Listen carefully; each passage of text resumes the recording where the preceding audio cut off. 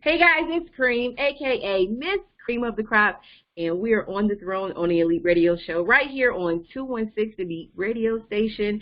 And I'm so excited to have my guest, Bass. He's on the throne with me on the Elite Radio Show right here on 216 The Beat. We're going to get into all things bass.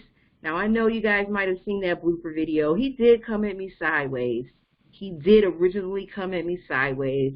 But you guys know I have a big heart, and I'm one of those people that kind of sort of forgives people quickly. So I have forgiven him, and all things are well. So we're going to go ahead and get into this interview and see what's going on with him. So let's go ahead and get on the throne and allow him into the kingdom.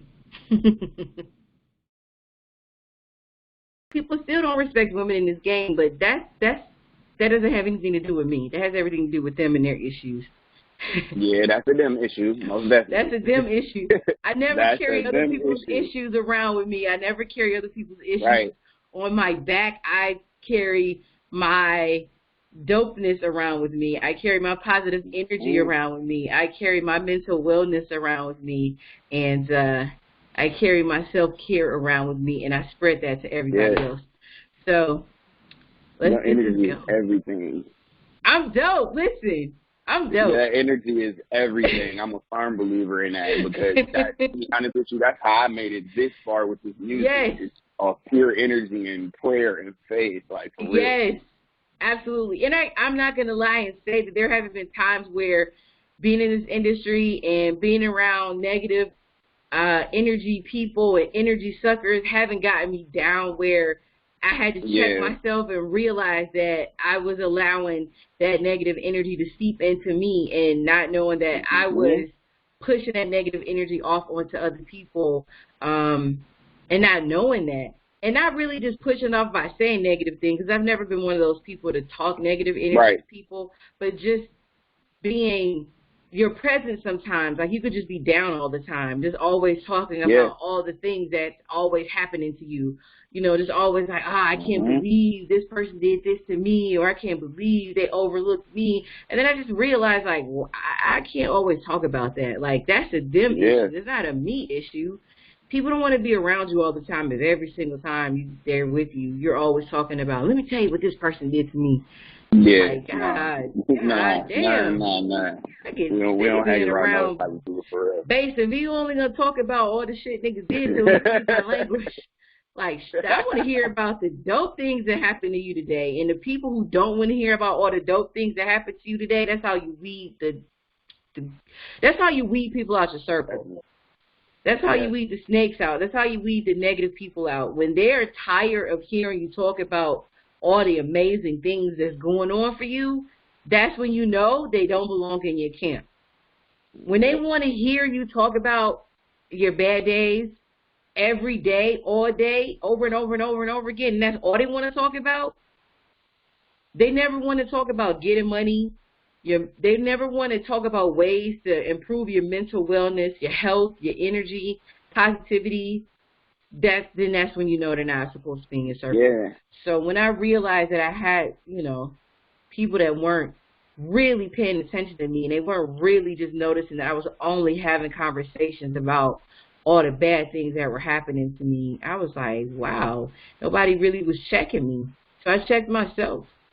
So that's why I said I'm dope, because there's so much positive stuff happening for me, and it's because I changed my mindset. I put in the work. So let's get into this interview. Let's get it. So that's who I am. I mean, I can tell you all my accolades, but I know what's cracking. I know what's cracking. I was gonna say it doesn't matter. We can't fit them on this page. You know what I'm saying? Yeah, you can have accolades and be a shitty person. You get what I'm saying? Like I can have Grammys and Oscars and be the shittiest person on the planet. It doesn't matter. And I can have none of those accolades and be the dopest person ever. I'd rather be a dope person that people enjoy being around than a person full of accolades and people just like, You know what's better to me than an accolade? A good impression. Yeah. That's what I'm saying. You know what I mean? Like, if I left a good impression on you as an artist, no matter where I'm at in the world, you're going to remember me for the rest of your life because of that good impression. And you know what? Period. The reason that a lot of artists that aren't that good make it is because people like them. Yeah. And I tell people that all the time. When people like, how did such and such make it? They suck because they're nice. Because when they were an indie artist and they attended all of those DJ events, all those DJ networking events, first of all, they attended those events. That's number one. Okay. And then when they attended those events, they actually went and spoke to all the DJs. They had stuff for the DJs. They actually were nice, and the DJs remembered them and was like, you know what, I don't really like his music, but I'm going to play it anyway. I'm going to support him anyway, you know. And so I noticed that about a lot of artists, that people say, oh, this person sucks. But it's like, yeah, but if you actually met them in person, or you met them when they were indie artists, they actually are pretty cool. Mm-hmm. They're pretty nice. They're pretty cool to hang out with. And there are a lot of artists that are dope indie artists that can spit, but their attitudes are horrific. That's one of the main things that you have to, you got to make sure that's A1. You got to make sure you're a people person. You can't, that's the difference between somebody seeing music as an art and as a lick. Because as an art, when somebody comes up to you and they relate to something that you spit or something that you said, they're supposed to, because they interpreted your art in their way, and it stood out to them. So as an artist, you're supposed to embrace that. But on the other side, as a lick, it's like you really only did this because you saw how much popularity you was getting, because you could, you know what I'm saying, do what other people can't do. Even though if you actually put your mind to it, anybody around here could put some rhymes together.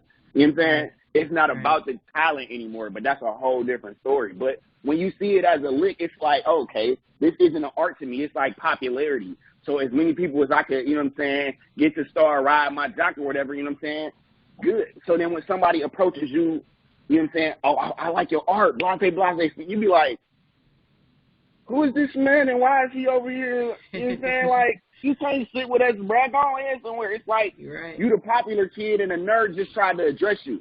You know what I'm saying? Like, but it's not that way at all. Exactly. The person that address you probably harder than you. Facts. You know what I'm saying? What do I know? I'm just an MC in love with his art.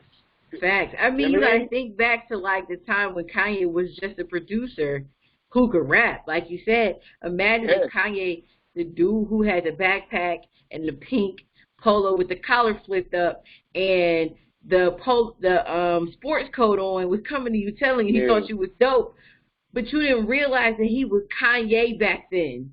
Like coming up to you telling you, Bass, I think you're dope, and you are the dude who could spit, and you was all hard. So then you were dissing the Kanye back then because of how he looked, and he was just a producer, not realizing that he was gonna turn into Ye. Like, dude, you was just rude to Ye, but then he was just Kanye. So a lot of times I've seen a lot of people, like you said, block their blessings, and I've heard DJs and I've heard big name people say, I really want to support this dude, but his personality is horrible. Yeah. Or, you know, like this dude is so nice. This dude is so cool. Like, I just want to support him just because he's so cool. Like, he's really nice. Yeah. Like, he's at all the events. Like, this dude is so nice to me. I just want to see him win because he's nice. I've heard people say that. Like, I just want to see a nice guy win, and I'm going to support him. I've seen and heard DJs say that. And so people wonder why some people who just don't, you know, that really can't spit or really aren't that nice on the mic win. It's just because they were nice in real life with their personalities. So, I mean, I feel like this is getting into the interview. So tell us a little bit about you. So off rip, you already seem like you have a cool personality. Most definitely. You know, I'm probably one of the coolest people you know. Nah, but I mean, I try to get along with everybody. I'm a go with the flow type of guy. You know what I'm saying? I understand that you cannot be cool with everybody. So you know what I'm saying? Right, I do you understand cannot. how that works. However, I'm not the type of guy that's gonna egg a fight on, or you know what I'm saying, get something started. All right, bro, you're not with it. That's fine. It's not for you. That's great. Right. Have a good one. You know what I'm saying? Like no harm, no foul. Tell a friend that you might think like it. You know what I'm saying? Something. You know what I'm saying? That's it. That's where I'm at with it. But you know what I'm saying? I don't try like to Jay-Z have bad said, blood with nobody. Cool, pay me no mind. Exactly. It costs you nothing. Yes, it costs you nothing. Pay me no mind. Yeah, but like it's just that energy. It's just back to that energy thing. Like if you're able to tell or read somebody's energy, you know. But I feel like in order to do that, you have to kind of be in tune with your own. Absolutely. Sorry for the pause. I was drinking, but go ahead. That's why you know, got to fill it in, got to keep it going. Absolutely. You do have to understand yourself. So going back to what I was saying earlier about me, I'm the way that I am now because I was honest enough with myself to check myself. I had to check myself in order to get myself to where I am now. So it's kind of like when people say, oh, you know, you see those memes when people say, oh, and even like when we talked about Jay-Z in that video where he was talking about people say they can understand, they say you change. It's like, yeah, they can't understand why you know, why would I want to stay the same? Of course I changed. And it's like you knew the old me. And it's like you can't stay the same and expect to grow. You have to change. And in order for you to understand people, in order for you to accept people, you have to grow within yourself. And a lot of times when people can't see you where you are now, it's just because they're still where they were. And in order for people to accept growth within you, they have to grow within themselves. So if I'm stagnant and you're growing, I can't accept your growth if I'm stagnant. You know what? That's just like I was just watching Bel-Air. You tuned into Bel-Air? Have you seen the latest episode? I haven't seen it yet. Okay, go ahead. That's okay. If you give away some things, fine. Just a picture of a spoiler alert. Just a picture of a spoiler alert. Okay. Okay. So I'll watch it anyway. So go ahead. Trey comes out to L.A. Did you see the one where he comes out to L.A. and I haven't seen it at all. Okay. Yeah, he comes out to L.A. and this is when Will is realizing within himself that he should maybe stay in L.A. to get all of these opportunities that his cousins are getting. And so Trey's talking to him, and he's like, oh, it's going to be so great. You can come back to Philly now. Oh, boy, gone. This is that. The squad needs you. And he was like, I don't think I'm going. So right then and there, they had it all. They fought. You know what I'm saying? He like, so what, I'm just supposed to wait for you to do all of this great shit and hear about it? And he like, nah, like, you're just supposed to be happy for me because you're my friend. And right then and there, the trip cut short. He leaves L.A., like, all of it. And they just, there, all because Will didn't want to come back home and be with him. But it's like, yeah, that's good. Bruh, you see where I'm at out here and the things that I can get with this. You know what I'm saying? Like, I can't, like, I not understand where Trey is coming from. I tried. You know how you actually try to relate with the character? I cannot understand that. I cannot not be happy for my friend. Like, I understand I'm losing a friend, and that's going to be a part that's hurt, but I'm happy for you, bro. Like, I'm never not going to try to stand in your way. Never. Like, but and that's people do that all the time. Because you are not that type of person mentally. You understand what I'm saying? Like, mentally, that's not you. And that's always been the type of person that I have always been. And that, I would say, has always been my catch-22. I was going to say my downfall, but it's always been my catch-22 because I was once like you, where I was like, I don't understand. I would never do that to anybody. So it always made me say, well, why are people doing this to me? Why are people doing this to me? But that's where I had to change my mind frame, which when I was speaking earlier, when I said that I was I had to change my negative thought pattern, and that's what was giving me my negative thought pattern, because I kept saying, I would never do this to anybody. I would never. I would never. You were expecting yourself out of everyone else. Exactly. So that's a major downfall. You get what I'm saying? So it's like I had to change my outlook on my expectations, not realizing that my outlook on my expectations was causing me to speak negative over things. And I didn't realize that because I was expecting me from everyone, it was making me say, why is this continuously happening to me?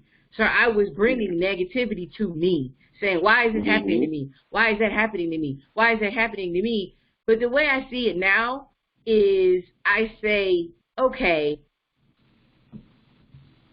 I look at situations and say, why did this happen for me now? So that's a gift that I'm giving to you. So instead of seeing it as, I would never do that to people. So like you're looking at the Trey character going, I can't relate to him. So you have to think of it and say, why did that Trey character, why did that happen for the Will character? The reason why that happened for the Will character is because the Will character needed to separate himself from the Trey character in order for the Will character to move into his greatness. In order for the Will character, what Andrea told him. You get what I'm saying? So for he said, the night y'all got arrested, y'all were set on different paths. Exactly. And that's the best way to put it. Like, absolutely. Exactly. And I never saw it. And now you understand now you see where my greatness is coming in, because I never saw the show. You didn't say that, but I got there because this is who I am. Circle. Yep. So for me, that's where I had to, that's for me where I said, as far as like my negative thing, where I had to just stop thinking of it as, why is this happening to me? Because I would never do this to people. And I had to say, okay, why did this happen for me? What is the universe? What is God trying to tell me? It's like, okay, he's saying this person is not for you. No, you wouldn't have done this. But what I'm trying to tell you is, okay, everyone has a season. This season is up. Exactly. It's almost like moving the parentheses in a math problem. Like, you had the parentheses around you, but you ain't the issue. So now we need to isolate these other people in these parentheses. Exactly. You have to do. We're going to multiply them the hell on out of here. You understand? Exactly. Like, you have to remember the please excuse my dear Aunt Sally. You was doing it wrong. There you go. Exactly. All you got to do is apply that in your life. Exactly. And I was doing it wrong. So I was getting all these negative doing the problem outcomes. wrong. Exactly. I was solving the problems wrong. So then I just started solving them right. So that's, man, listen, I'm the happiest I've ever been in my life because I just started solving the equations properly. And all that is managing your energy. Yes. Energy management thing. There's too much energy over here, okay? Like, let me pull some of this back my way. Go on over there. I'm going to love you from this way. Yes. But you're taking too much energy. Go away. Yes. Go away. I see you in a minute. Security. Exactly. Like, I totally understand. I'm going to love you from a distance whether you like it or not. And then I have to keep telling myself to be okay with that. Because I realized that I was, like, collecting people because I wanted people to, like, no, you need to know I love you as a friend, and I'm your friend. They leeching that energy. And you're going to feel drained dealing with them all the time. Nope, I'm cool. Too much. Exactly. Too much. Exactly. So, since you're this cool person, I'm assuming that it took some work to get to be this cool person. So tell me some things that you had to do in your life to become this spiritually grounded. Like, what are some things that you do to work on your self-care and your mental wellness? Especially now. I know a lot of people are like, oh, the pandemic is over, all this is over, but we're still in it. It just looks different now. So what are some things that you do, like I said, to keep yourself spiritually grounded, to keep your mental wellness healthy? Tell us what you do. Well, first of all, I had to humble myself. Okay.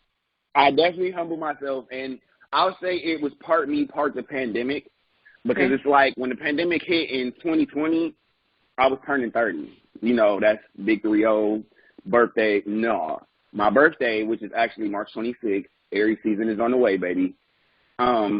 Whatever. But you know, Capricorns are right here. then, you know, the pandemic hit right then and there, and Oh, it was like, yes. no, we're not going nowhere. Everything shut down. Don't go to the store. Don't breathe the wrong way. Don't walk outside for no fresh air. None of that. Yes. So right then and there, it was just like I had to humble myself because now I celebrated my birthday basically in the house doing nothing. Like I honestly, I was doing this. I'm in my studio right now. I was just in the studio just creating stuff because that's all I really had to do. So, you know, it kind of humbled me. And now that it's my 31st, you know, it went to my 31st birthday last year and I'm about to turn 32 this year. It's just like birthdays don't mean the same to me anymore. It's like, yes, it's great, but I don't have to make it super, super extravagant in order for me to have a good time. It makes me kind of appreciate the more simple parts of being here another year. So that's the first thing I had to do. But, I mean, just being more self-aware in the things that I do and how I react to, you know what I'm saying, certain situations. And, you know what I'm saying, I saw something that really made me want to start being self-aware, and it was something that was along the lines of talking about gaslighting and narcissism. Mm. And it's like that's a really big thing within the male community. So I kind of started to check myself on a lot of things like, hey, am I, you know what I'm saying, is this really what I'm supposed to be, you know what I'm saying, or is this a man thing? Do I need to kind of unlearn that? And that's another big thing that I always tell people. You can learn a lot of things, but unlearning some things as well can be good for you because not everything we were taught is good. As much as, you know what I'm saying, the people that taught it to us want to believe that, we all know that it's some things that we do to this day and you just be like, nah, that ain't what it's supposed to not. So let me just, yeah, you know, like, but yeah, that being self-aware and having a lot of self-reflection, like just meditating and now it doesn't even have to be like where you cross your legs and close your eyes, you know what I'm saying? Whatever you're doing when you're by yourself, you know what I'm saying? Just chilling, listening to beats, just laying there peace and quiet. You know what I'm saying? It allows your mind to flow when you do things like that. And you find out things about yourself that you might have never knew until now. Yeah. Thank you for being transparent. You're dope. I try to be. I can only try to be. You don't me. try to be. You already are dope. You don't have to try to be dope when you are dope. Thank you. I appreciate that. That you are dope. I love that answer. I really do. I love every answer that you gave, especially the one where you talked about checking yourself and really paying attention to whether or not there were some things as a man that you needed to unlearn. Like, that almost made me feel emotional as a woman because, as a black woman especially, because there's a lot that black women have gone through, and the black men have gone through a lot too. There's a lot that black women have gone through. It's on both sides, most definitely. With black men. That a lot of you, but that was passed down to you guys. Yeah, where it's like it's almost like the sins of your fathers or your, you know what I'm saying, your fathers and your uncles. Yeah. And I feel like a lot of it came because a lot of black men do have, you know, there's this lie that black men don't have fathers, and black men do have fathers. Let's just put that out there. A lot of black men have their dads, but a lot of black men have their uncles, and I feel like a lot of things that black men do come from their uncles for some reason. Black men have this. I can. My dad and my uncle is like this, so always. That's what I'm gonna say. So I definitely I think the one relationship that is the most overlooked in the black community, because you know, media is so dead set on black men don't have fathers, black men don't have fathers, but I think people overlook the very important relationship. And I don't think people really talk about the important relationship that black men have with their uncles. Like, black men and Yeah. their uncles are like this. And a lot of behaviors that black men learn come from their uncles, because, like, black men see their uncles, and that's like the coolest dude to them.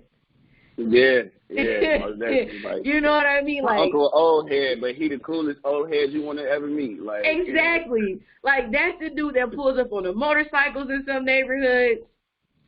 you That's know the what? dude That's with the funny. rims. That's funny as hell. I literally just saw my uncle yesterday, and he was on one of them 3-wheel joints. I swear to you. It's my usually, God. that's what I'm saying. That's the uncles usually got those 3-wheel motorcycles, or they got the motorcycles. They're the ones with the rims. The uncles are the ones that be in the clubs with the chicks. Like, the uncles do all the stuff the dad couldn't do.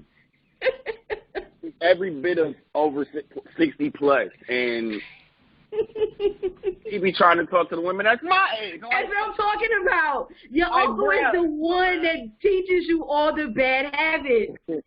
Come on, man.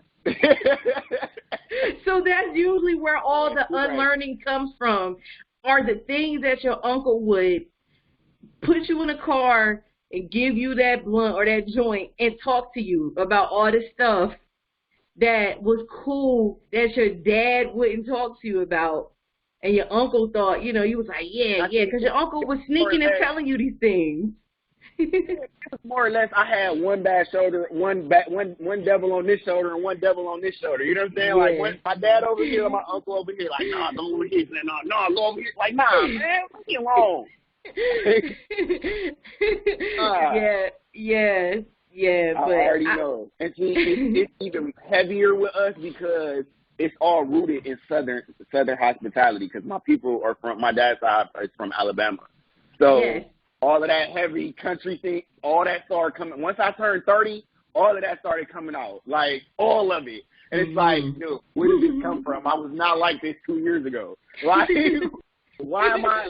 I'm totally different mindset, way of thinking. Everything is different now. Like, I started wanting to fish and, you know what I'm saying, mess with guns a lot more. Like, all of my southern roots just popped out after I turned 30, and it's just like, all right, I am my father's child. I don't know what else to tell you. But yeah, so I applaud you for it actually wanting to do that, you know, going to that self-inventory and actually wanting to be transparent and talk about that. So, speaking of self-inventory and the pandemic, how did that affect your music now that you have come into a 180 of yourself as a man? And now you're 30, you're 30 plus, you turn 30, then you turn 31, then you turn 32 in the middle of a pandemic. So I feel like the pandemic affected everyone in each age bracket a different way. So how did that change you as an artist? And how did that change your music as well? It made me want to be more self-sufficient. I mean, I was already on that road because I felt like it was something that was missing. Like, I wasn't able to do what I wanted to do at my leisure. And being an only child, I had a problem with that. You know what I'm saying? Like, you know, when you really want to do something and this is what we doing and I'm doing this and I don't care what else. You know what I'm saying? Like, go on about your business. I'm be over here. Like, that's really what happened. And, like, it really came as a blessing to me because, and I feel like I kind of put myself on this path when I did it. So I started out, for my 30th birthday, I ordered a laptop. I ordered a brand new MacBook, so that was my base. That's where I started at. Probably, I think a couple months later, I had a very good friend who also is a musician, and she was moving out of state. So she had a lot of things, music equipment in the storage unit that she was getting rid of. And she just started throwing it all up on Instagram. Hey, I got to get rid of this stuff. I got to get rid of this stuff. And she was just posting the pictures. And she was like, whoever come get it, don't worry about it. You ain't got to pay me nothing. I just got to get rid of this stuff because we got to get out the city. Cool. I ain't think nothing of it. She posted, I think I got a set of speakers. I got a set of speakers, a sub, and a beat machine from her. So there we go. Look, another part of the studio that just fell in my lap. My engineer, and this is why I praise my engineer, and I will always praise him, because my engineer, he helped me build this studio where I can record at my leisure, and then him and I have our own drive in which, you know what I'm saying, I share music on, and he can pull and mix and master, and we just do it like that. I take my hat off to him because at the end of the day, it's like that's taking money out of his pocket because I could be going to his studio for studio time. But instead of him having the mindset of that, he didn't hesitate to help me build this studio and, you know what I'm saying, allow me to do things at my leisure. There was never no type of hate there. So he was almost like the opposite of Trey. Like, hey, I see you getting to where you want to be with this self-sufficient stuff. Like, let me just show you what you need to do. He done gave me equipment to use, helped me find chords, wrote out to me with me to Guitar Center to find different things that I needed. Like, he's been A1 in helping me build this the whole way. So I ain't doing nothing but ride with him to the end. You know what I mean? Like, that's amazing. But that self-sufficiency, that's one of the main things that I wanted to kind of make. I kind of wanted to bring closer to me because I got a whole bunch of room. I'm not even done building. Like, it's going to be a painting behind me when I'm done and everything. Like, it's still a work in progress. But just to know that I can come down here and do things when I need to do them and when I feel them and when they're on my heart without having to wait to get to the studio and book and all that. It's just like that's a blessing within itself. Like, I feel like that's a dream that came true. You know what I mean? Absolutely. Yeah.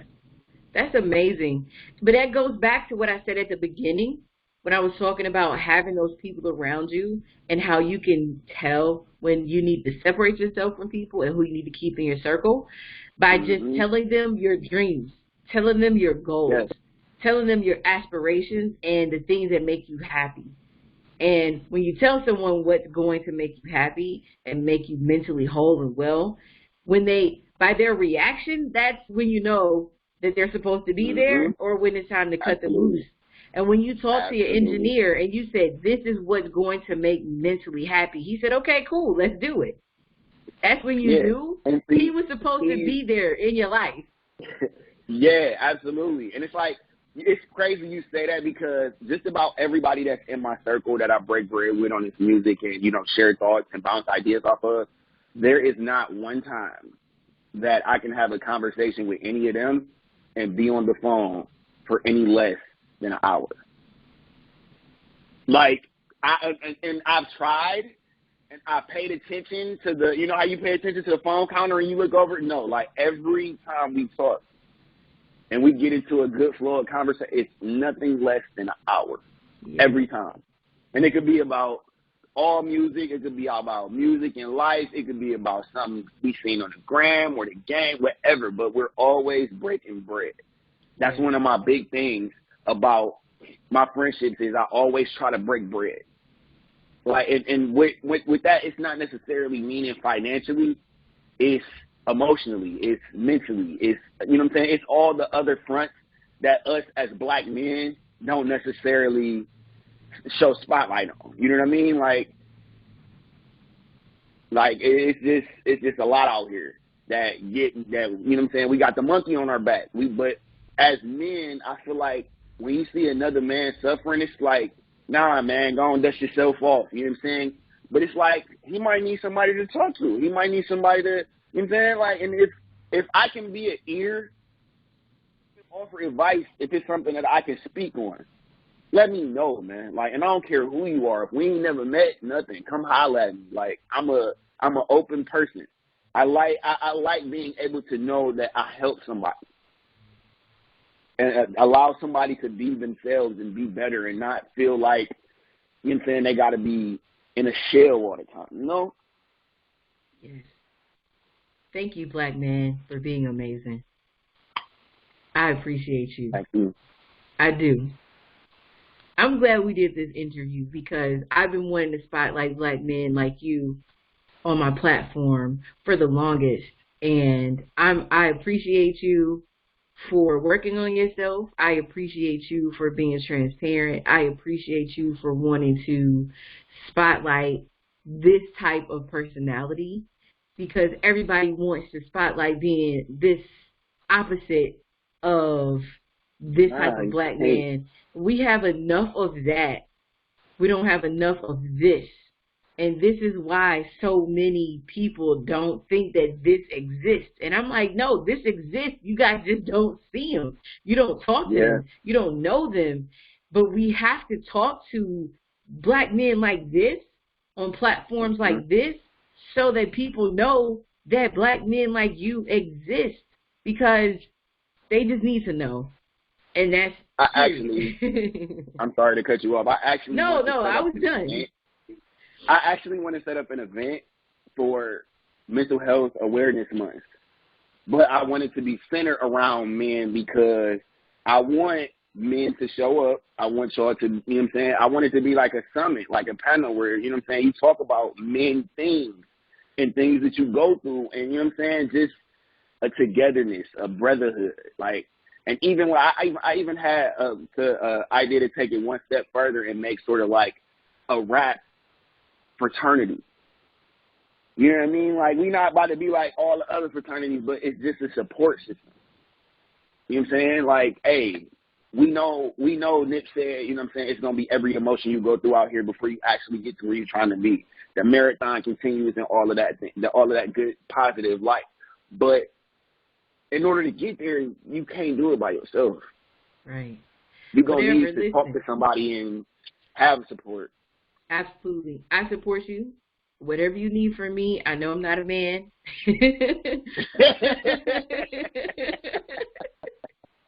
I'm not a man. Hey, I think you guys are I definitely amazing. appreciate I'm it. attracted to men, but however, comma, I support you 100%. So whatever you need from me to help make that happen, whether it's promote, whatever, I'm serious. I think men need that. I have seen too many men ask for that. I've seen too many Insta stories of men that have come from walks of life that you would never think would want events like that. I've seen them say in their Insta stories, it wasn't on their page, but I've seen their Insta stories, and they like, where Yeah, is the men? Where is the men's events? You know, where is the yeah, men's networking events? Where is our, mental health awareness events? So there yeah. are men out there that want these types of events where it's just for you guys, where you are having panels and you're talking about things like this. Like, I think that's really dope of you.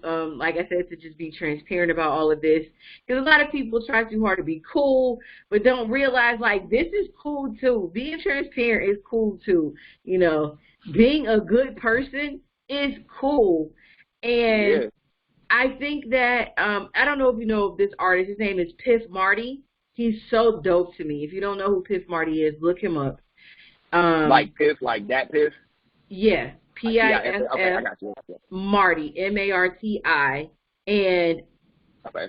you guys kind of remind me of each other. You guys' personalities kind of remind me of each other. He's a cool dude. I never met him before, but I found about him. He made a song about black women and their hair, how cool their hair is, and all these other things. But he interacts You with have to his. be educated to do things like that. People don't realize Listen, that. In Marty order is. to make a song of that caliber, you have to be very educated in order for it to come out successful. When you look him up, you can tell that he's very intelligent, and you can tell that everything he does is very calculated. So someone was asking him about it goes back to what you're talking about as far as mental health and music and how you change, just you talk the last thing you were talking about, and someone was talking about gangster music and street music, and he was just saying like, some of my favorite artists make street music, and he's like, I don't think that they should change their subject matter. I just think that they should talk about everything that happens in the streets. Yeah. He's like, Yeah. you talk about, you glorify it, but after, he's like, you say, I shot him in the head, dead, now he's dead. He's like, but did you talk about your feelings that you felt after the person died? How you couldn't sleep, your mental health, what it was like when you found out that a little kid died in the middle of the warfare. the mom. Yeah. He's like, all of those things are the things that I think is missing in street music that should be included. The mental health things that you go through. Now, see, I'll say this. It's not missing, it's absent. They took it out. It's been omitted. Why? Because you're not supposed to feel any sort of remorse for that. You're not supposed to feel, you know what I'm saying? You're not supposed to be Jody after they shot Snoop Dogg. You're supposed to be after they shot Snoop Dogg. You don't know Jody Dope, like you supposed to be that, you know what I'm saying? No, because everybody not like that. Mm-hmm. Everybody is not built like that, men or women. Like, as much as people want to believe that, no. You can come from down the way and be the non-hardest civilian you ever want to be in your life. Like, you do not have to be a product of that environment. Exactly. And that made me think about that when you mentioned that earlier. It made me think about his conversation that I recently saw on Instagram when he was talking about the same thing. He's like, we have to talk about, as men, every single part of the feelings that we feel, not just that one, I'm hard feeling. It's every single feeling, every single part of our mental has to be talked about, not just this one aspect of it. We have to talk about all of it, and we have to be willing to put all of that in our music and put that out there. So now that they're too afraid to be vulnerable. Yeah. That's that L that's gonna come, that everybody's gonna look at him and be like, hey, hard, shut up. Like, you know what I'm saying? But no, it's not. But you could be a stone-faced killer and cry. People don't realize that. You could be a stone-faced killer and cry because you saw a commercial with puppies in it. Like, people don't realize that. That does not define your level of street cred or being hard or none of that, man. Nothing. Exactly. And that's pretty much what he was saying, too. He was saying that. He said that's what he was getting at. He's like, you can still have your street cred and talk about all of the emotions that come from everything you experience from being in the streets. He's like, it's a part of being human. There's emotions that come from everything. Like, in the moment, you felt hard and you shot him and he died, yes. But then, what happened after that? When you went home? What happened after that? And then what happened after that? Like, put it in there. What happened after that? You know what? The reason that I say it's absent, though, is because some of them don't feel it. Some of them don't feel it. Yeah.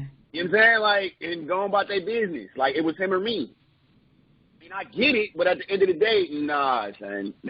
Nah, you need to go holler at somebody. If you feeling like that afterward, you need to go holler at somebody. Like, you need to go talk to somebody for real. Yeah. Well, yourself. Absolutely, because you gotta go talk to somebody. So tell us.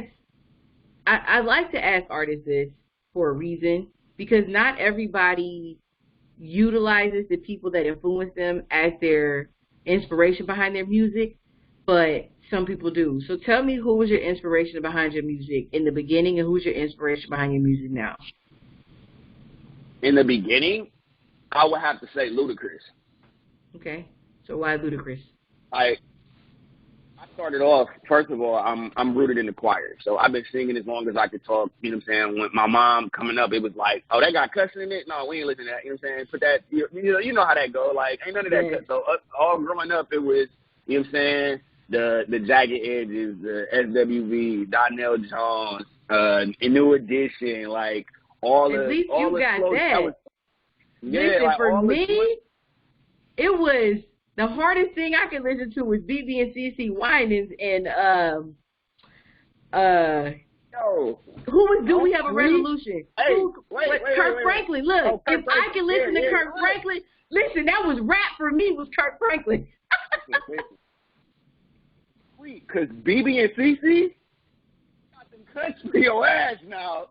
Now, don't sleep on BB and CC now. The whole Winans family is a force, but BB and CC, they got them cuts, boy. They got them cuts. It was definitely BBCC Take 6, and then if I wanted rap, I had to listen to Kirk Franklin.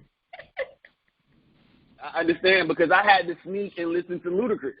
Because, you know what I'm saying, my mom, she wasn't going for it. So, you know what I'm saying, I had my little friend that stayed underneath me or whatever. I go over his house. I got my little CD player. Well, you know, his older cousin got all the CDs. So we listening to the CD. We ain't saying nothing. Nope. We just sitting there listening to the music, not talking to nobody, not doing nothing, knowing if we get caught, we going to get our head whooped. Like, nah, what? Who doing what? I don't know what this is. How I get this? Where this come from? Like, nah. But, yeah, like, it was just something about cadences and the way that he rapped and the way that he said things.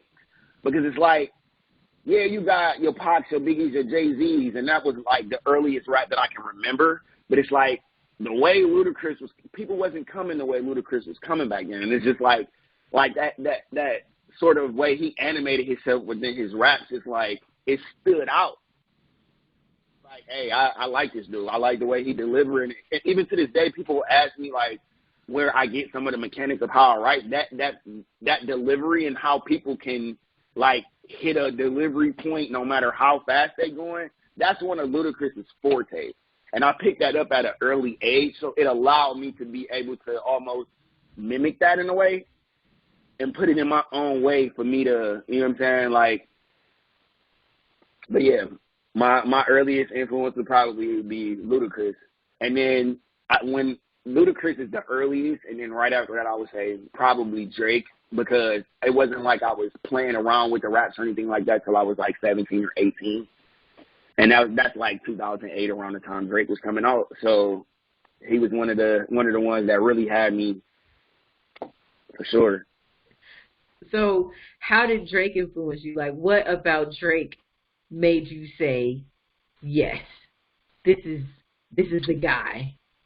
Because I felt like I could relate to Drake a lot because I was in that situation. Mm-hmm. Like, I'm not necessarily from the hood. I'm from the suburbs. You know what I'm saying? Like, you know what I'm saying? Everybody know how they know Drake, Jimmy on the Grass. Yeah. You know what I'm saying? Like, he was an actor before that. But it's like, besides that, he's a kid from the suburbs. He didn't come from the hood. You know what I'm saying? He didn't have all of that, you know what I'm saying, that gutter itch that everybody else got. No, it didn't work that way. He went to school, you know what I'm saying? I went to Shaker. Like, I didn't go to no, like, South or, you know what I'm saying, nothing like that. Shaker Heights High School, you know what I'm saying? So I'm a melting pot of kids. So why would I try to portray anything other than what I am? And this is what I am. A Hollister, American Eagle, Abercrombie wearing kid from the suburbs. So why not rap like I'm him? It's like every time he would come out with a flow, whether it be about a female or something that he was going on with in his life, it was just like, I related to that in every way. It was like, bro, did this guy know my life? Is he writing about me? Like, what? You sound like my brother. Like, my brother's like, Drake, yes, Drake, yes. Because he's always been able to hit points that almost everybody in his age range is facing. Yeah. Like, Shot for Me, I was going through a breakup when that came out. Yeah. Mad because he ain't like me. Oh, you mad because nobody ever did it like me? Dude, Drake know me? Like, I promise you when I heard that, I said that. Like, do he know who I am? Were you looking around the room for, like, cameras and bugs? Like, wait a minute. Like, do he know who I am right now? Like, always been able to relate to that. So, when but besides that, I was Lil Wayne's fan. So, it was only right when Drake came out, you know what I'm saying? I kind of made that transition when Lil Wayne started to bow out to give Drake the kind of spotlight. I started becoming a Drake fan. So, those definitely influenced my raps more than enough. Because I'll say to this day, I try to stay away when I do certain, like, freestyles and shit. I'll try to stay away from Drake beats just because. I stay away from Drake beats because I feel like it's easy for me. I feel like it doesn't challenge me because I know, because I've do it a whole lot and tried to emulate it a whole lot. So it's like, and we're not gonna lean toward that beat. That's a little bit too easy. I think I know I'm gonna kill that. Let me go over here and try something that's gonna challenge me a little bit. I love challenges and trying to come off on different beats and cadences and different styles, because I feel like that allows you to keep your versatility fresh. And you always want to be versatile. It don't matter if it's a rock beat, a slow beat, a beat for somebody's funeral, whoever the hell, you know what I'm saying? Whatever you feel like you need to rap to, like. Wait, did you say a beat for someone's funeral? Like you gotta throw the you know what I'm saying? You know how they got the get out here with all the disrespect and all that. Oh, we gonna show up at the op funeral. We gonna you know how they do it. Include them in there, man. I was just trying to imagine a shaker dude showing up at somebody's funeral. So wait, so do shaker dudes show up at somebody from 93rd funeral, or what? Kids like around the corner. No. What was happening was that a Lee? Was that a? Would y'all go to like a Lee Road funeral, like a Harvard funeral? Would y'all go to like that one half of Chagrin that's in Shaker, the other half that's in Cleveland? But you know what? That's exactly where I lived at too. And like we called that part of Shaker Shake City, because you couldn't go to no parties on that side. The parties was gonna get busted up. You got to go to the parties on the other side of Van Aiken, on the other side of the track. Yeah, I was gonna hit that next. Yeah, you're going to one side of Van Aiken, that's in Cleveland, and the other side that's in Shaker. Yeah. Yup, exactly. Listen, for anyone that's watching, this part of the interview is for Cleveland people only. You know, when you watch the interviews, Cleveland will understand. And you watch the interviews, you're like, that's for whatever city they're talking about only. This is most definitely. This is for Cleveland only. So this is for Cleveland only. So tell us what you got going on right now. Like, this interview is so dope. I feel like we could talk forever and ever and ever and ever. Like, I really want to bring you back on the throne. Like, this interview was so dope. I didn't even give you an intro. I didn't even give you an intro. I like stuff like that. I like it because it's organic. It's a memorable thing. Like, I love it. That's how I like all my interviews to be, but you didn't even get an intro. So tell us what you got going on right now. Tell us about your project. Because I could have done the whole, like, how did this, how did that, but I liked our interview the way it was. I hope you enjoyed this interview the way it was, too. Like, I liked it. Most definitely. Most definitely. Even though it started with you coming at me sideways, sitting sideways. Look, right here, I should put a little bit of Paul, what is it, Pow Wow, baby. Pow Wow, baby. Sitting sideways. So tell us what you got going on. So tell us what you recently dropped and what you're working on right now. Well, my last drop, it was probably a couple months ago. It's my engineer, he actually does beats too. Tay Edwards Music. He runs Echelon Recordings. He's a beat maker as well as a engineer and a producer. You know, he does live sound and behind the boards. You know, that's my man. I recently put out a joint with joint with him. It's a collaborative effort. And, you know what I'm saying? Yeah. Okay. He put out he gave me the beat or whatever, and I just tore it down. It's called Stash House. That was the last one. But more recently, I've been in the studio working on my mixtape. Like, it's gonna be called Shadowboxing Volume 1. It's more or less just like me going back to my roots of where I got started at. When I started actually rapping to a beat, like, it wasn't like an original beat my first time. It was like, I think it was like, I want to say, you remember that song Tierra Marie Sponsor? Yeah. Okay. That was the beat. That was my first beat that I ever rapped on. Okay. Ever. And I was probably about 19, but I liked it because it was like, it was kind of tied to my passion for music, because I started to realize, like, okay, I hear these songs and I hear people rapping on them, but I don't like how they came. Like, you didn't come hard. Like, you just threw some words on I don't, you know what I'm saying? Like, you could have said something harder on this beat. So that's where it started from. You It said, started nah, like, I didn't like that. yeah, like, yeah. That I was ain't like that was the ludicrous like, in you.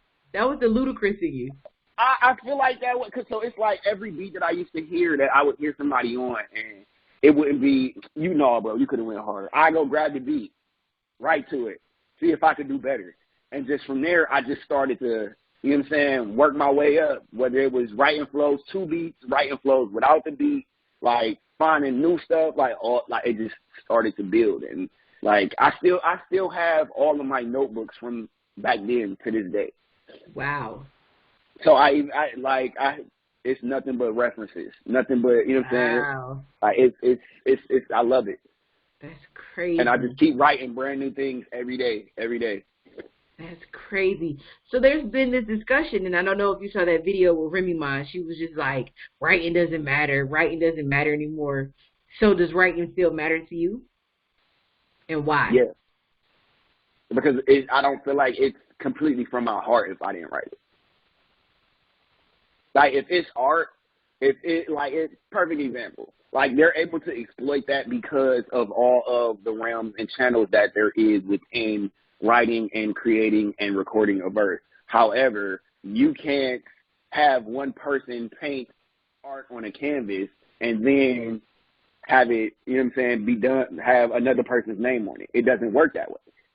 If it's not coming straight out of my pen brush, if it's not coming straight out of my brush or my pen, like, I need to, we're not doing that. Like, it's not, no, at all. And I remember, now this is coming from one of my most respected MCs. I was watching an interview with Busta Rhymes. Like, that's the guy right there. You know what I'm saying? Like, but he was saying that no matter how many accolades you got, no matter how much clout you done, all of that, you cannot be in the top 5 greatest MCs of all time if you don't pen your own work. And that makes sense. That makes so much sense to me.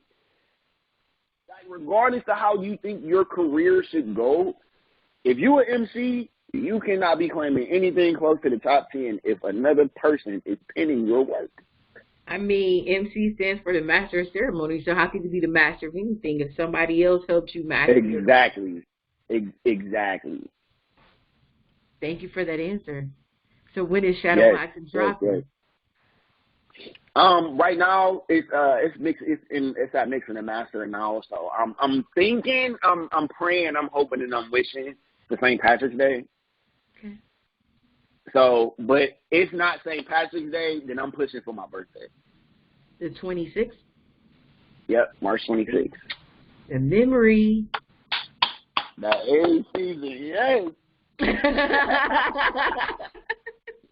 So any videos out? Any videos you're dropping, you working on, or no? Focus on the music right now. Like, when the way that I like to do it is, I don't like to put out I won't say full project. I'll just say, like, I don't like to put out my content in abundance because I like to make sure I have a way to at least push it or have something of a promotional something for it when I get ready to do it. And if I'm not in a position to do that, then all I really use is my social media, like using the Instagram creator hub that they have to boost your posts and have it, trying to reach new people and trying to post reels. Like, my page is also a personal page in addition to me doing music, so I'll try to have, like, comedy and things that I find funny on there, or, I'm a gamer as well, so I reach out to the gamers. I got,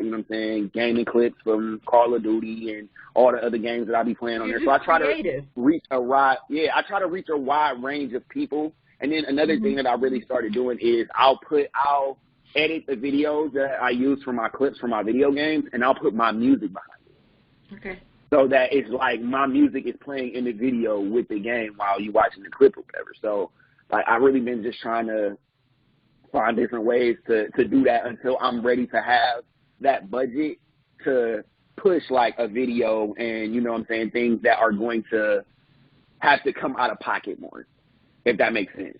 So I'm trying to I'm trying to win with the hand that I got right now. So pretty much that point where you're using your creativity to your advantage until you have the budget to put out the visuals that you want. A bigger budget visual that you want. Yeah, yeah. I got you. Trust me, I'm gonna be doing cartwheels when I get there. Cause trust me, it's been times where listen, this is the cool thing though. So bad, the cool thing about what you're doing is that you're not. This is what I like about you. Actually, this is what I love about you, is the fact that you are so positive in all of the abilities that you have. You don't have the budget for the video that you actually want, but you're not allowing that to stop you from pushing your music the way that you can. So you know that you're creative, so you're still using all of your creativity to push it with the way that you can right now. You're like, I'm a gamer, I like doing this, I like doing that. So you're using every single thing that you can right now in your creative space to still push the music that you have while doing other things that you love. I think that's dope. You're dope to me. You're amazing. Thank you. Thank you for sitting down with me. I really appreciate it. Thank you for having me. Well, before I let you go, tell everyone how they can support you with your music. And do you have any merch or anything? Because, I mean, we got to help you get this dope video shot. So people need to, make some donations. They need to do something. Support you. Support this man. Support this amazing black man. Listen, send him donations because he's a black, intelligent man. That's number one. Send him donations because he's creative. That's number two. That's it, period. Period. That's it. Yo. So give everyone all of everything that they need right now. I do want to say I just got my logo together. If you want the logo that's on my page, I just got that finished. So that's probably going to be what's going to be on my merch moving forward. It's more or less just me trying to find a distributor to work with. And, you know what I'm saying? I'm working out the business end right now. But that merch is definitely on the way because I just got my logo completed this past week. So, yeah, that's the logo that's on my page right now. So everybody go check out that logo. Tell me what you think. Do I need to make something different? Would you wear it on a dad hat? Would you wear it on some socks? Would you wear it on a hoodie? Y'all let me know. And then we'll give them the page. But let me see. My Instagram is What's the Beat Without Bass. So, like that old Wayne song, that What's the Beat, but you ain't got to type all that in because it's going to come up about 4 or 5 letters in. You know what I'm saying? I'm the only one with that name, so we ain't nothing to worry about. I'm Big Body Bass on Twitter. But other than that, like, I don't know why it makes me laugh, Big Body Bass. I like that. My SoundCloud, all you gotta do is type in bass. You're gonna see the logo. You're gonna see me. There's a bunch of joints on there from, me, a couple collaborations, and that mixtape Shadowboxing Volume 1 is definitely on the way. Dope. Thank you so much. I really appreciate you. Guys, I'm Cream, a.k.a. Miss Cream of the Crop. This is Bass, who's on the throne with me on the Elite Radio Show. If you guys love this interview, and that if is, I don't even know why I said if. Because I know you guys love this interview. I know that you guys love this interview, so make sure you like this interview, comment on this interview, share this interview, head over to Bass's page, show some love, follow him, make sure you go to his SoundCloud and subscribe, follow, download some music, do what you got to do to support this man. Like, if you don't support him after this interview, you definitely must be one of those people that have like some of that unself-love inside, a little bit of that hateration that's in the inside. You're one of those people whose season must have ended in somewhere in his life. But you can get it back. You can get it back. You might have to get that love from afar, but you can get it back from afar. But anyway, guys, again, I'm Cream. Thank you guys so much for watching. I really appreciate you for being here as a supporter of our page, a supporter of 216 Elite Radio Station, a supporter of me and the Elite Radio Show. If you're here because of Bass, thank you guys so much for being here because of him. I really appreciate you. And shout out my team, 216. Yes. We are First Club 216, and we are the Wave. Like, yes. We can't forget that. We cannot forget No, that. Megadon has always been a supporter. Yes. Megadon, Court, Milana Artist. Like, Milana Artist, I know y'all know who that is. Smoke that weed. Say you want to pop that good. Hey. I know y'all. Yeah, that's my girl. Like, shout out to the team for sure. Yes. Anyone else you'd like to shout out? Having me. Wait, you got silent. Thank you so much. Can you hear me? Yes. Okay. I want to shout you out. Thank you for having me. Thank you for this opportunity.